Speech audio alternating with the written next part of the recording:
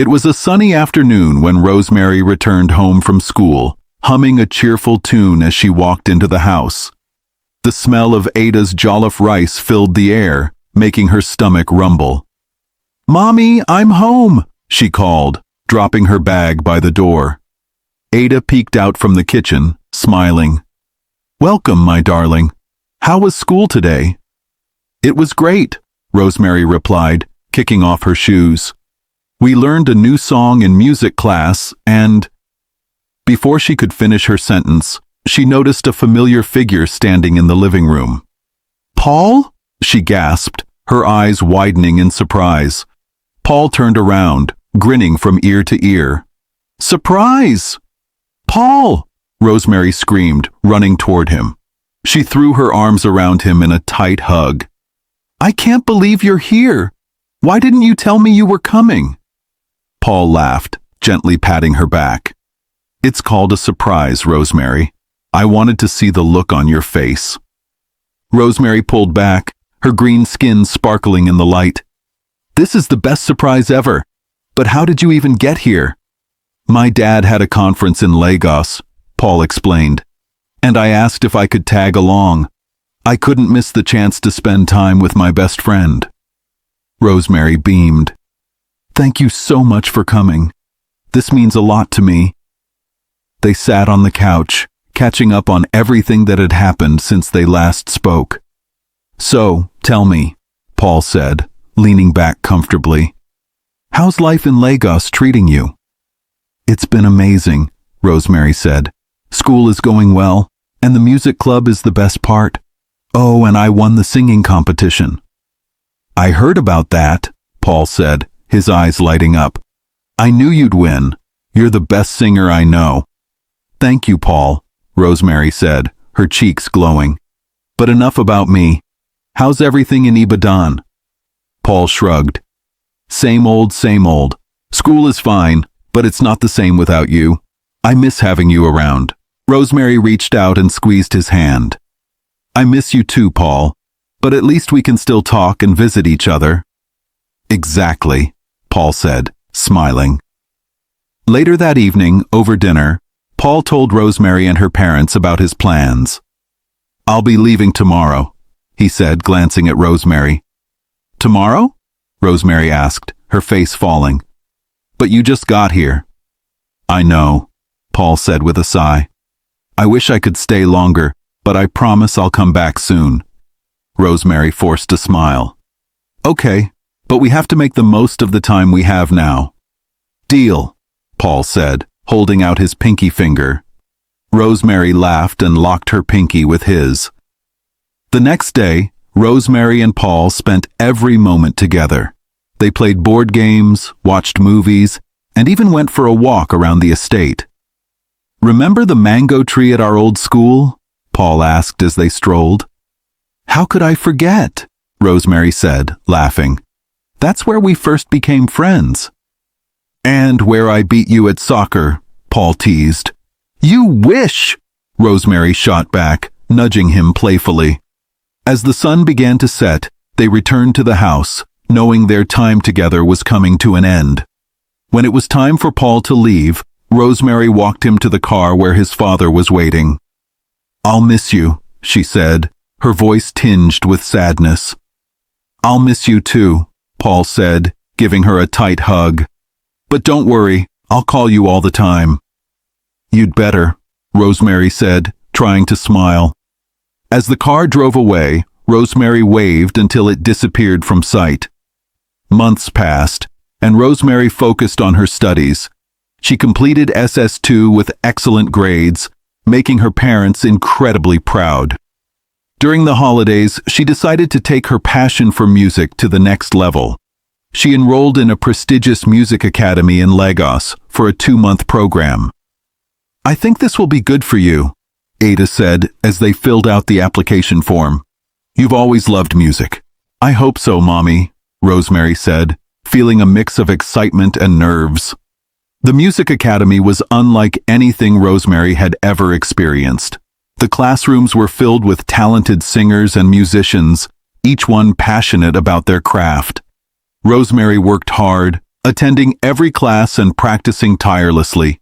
Her unique voice and dedication quickly caught the attention of the instructors. One day, after a performance in front of the entire academy, the director approached her.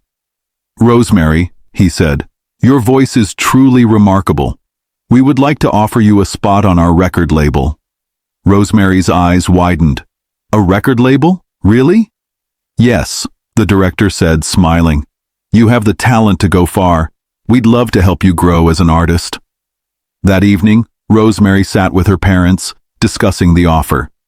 "It's an amazing opportunity," Cheek said. "But are you sure you can handle it alongside your studies?" "I think I can," Rosemary said thoughtfully. "Music is my passion, and I don't want to let this chance slip away." Ada nodded.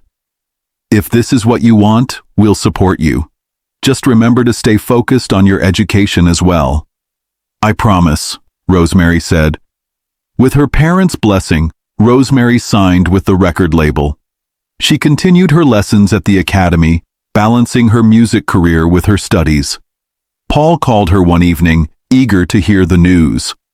"Rosemary, that's incredible," he said. "You're going to be a star." "Thanks, Paul," Rosemary said, smiling. "But I'll always stay true to myself, no matter what." "I know you will," Paul said. "You're one of a kind, Rosemary."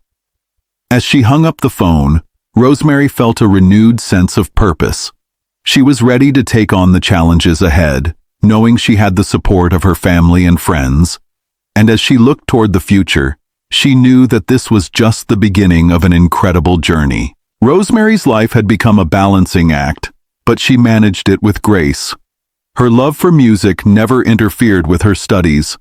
Despite her growing fame, she remained humble and determined to do well in school. In SS3, Rosemary returned to school with her usual bright smile and sparkling green skin that now drew admiration rather than stares. She was happy to reunite with her friends, especially Susan, who had become her closest companion at school. "Rosemary, I missed you," Susan said as they hugged tightly on the first day of school. "I missed you too, Susan," Rosemary replied, grinning.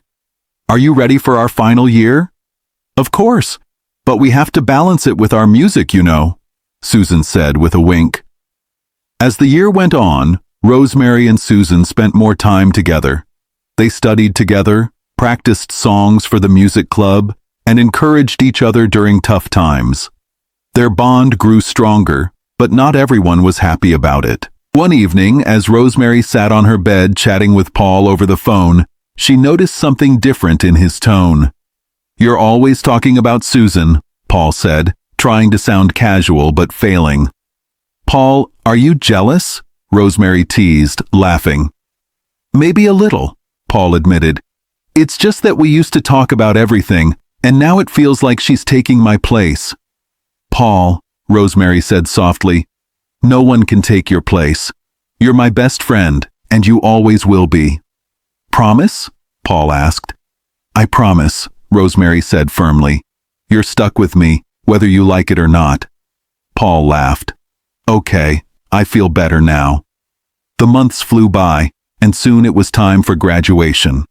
Rosemary, Susan, and the rest of their classmates celebrated their achievements with laughter, tears, and hugs. At the ceremony, Rosemary was recognized as one of the top students in the school. Her teachers praised her hard work and dedication, and her classmates cheered loudly when she walked up to receive her certificate. "You did it, Rosemary," Susan said, hugging her tightly. "We did it," Rosemary corrected, smiling. Paul, who had graduated from his own school, called her that evening. "Congratulations, superstar," he said, his voice full of pride. "Thank you, Paul," Rosemary said. "Congratulations to you too. We're all moving on to bigger things now." After graduation, Rosemary received her admission letter to a prestigious university, thanks to her earlier scholarship. She was thrilled to learn that Paul had also been accepted to the same university. "This is going to be so much fun," Paul said when they spoke on the phone. "It's going to be amazing," Rosemary agreed. Susan, determined to stay close to her friends, worked hard to secure admission to the same university. When she received her acceptance letter, she immediately called Rosemary. "Guess what?" Susan said, barely able to contain her excitement. "What?" Rosemary asked. "I got in!" Susan shouted. "Are you serious? That's incredible!" Rosemary said, laughing. "We're going to have the best time." The three friends thrived in university, supporting each other through every challenge. Rosemary balanced her studies with her growing music career, releasing albums that gained her national recognition. Paul pursued his passion for engineering, excelling in his courses and impressing his professors. Susan, with her love for music, joined another record label and began working on her own songs. "You're doing amazing, Susan," Rosemary said one day after a practice session. "Thanks, Rosemary," Susan replied. "But you're the real star. I'm just trying to keep up with you." "We're both stars," Rosemary said, smiling. Paul, always the supportive friend, cheered them on at every performance. "You two are going to take over the world," he said, clapping loudly after one of their shows. Years later, the three friends graduated from university, ready to take on the world. Rosemary's record label contract had expired, and she received an offer from an international label. "I can't believe this is happening," Rosemary said as she shared the news with her parents.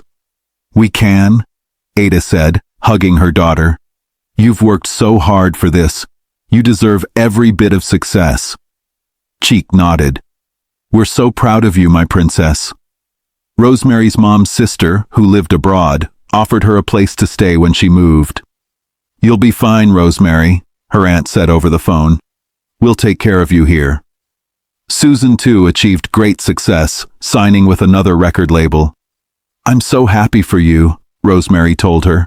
"And I'm happy for you," Susan replied. "We're both chasing our dreams."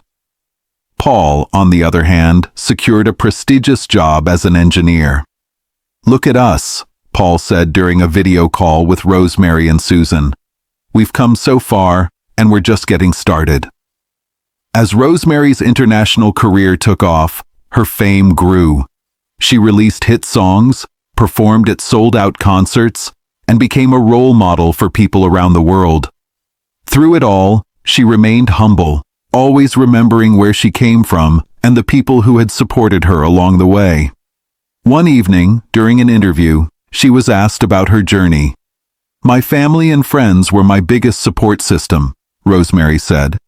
"They believed in me when others didn't, and they reminded me that being different is a gift." When she returned home to visit her parents, she hugged them tightly. "Thank you for everything," she said. Ada smiled. "We're so proud of the woman you've become, Rosemary," Cheeky added. "You've shown the world that being unique is a strength." As Rosemary looked around at the people who had always been there for her, she felt a deep sense of gratitude. "I couldn't have done it without all of you," she said, her green skin shimmering under the soft glow of the lights. She had come a long way from the little girl who once felt out of place. Now she was a superstar, loved and admired by many, and most importantly, she finally believed in herself. Lesson from Rosemary's story.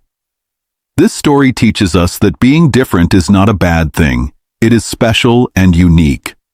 Rosemary had green, sparkling skin, and even though some people laughed at her at first, she showed them how amazing she was by being kind, hardworking, and true to herself. We learned that real friends, like Paul and Susan, will love and support us no matter what.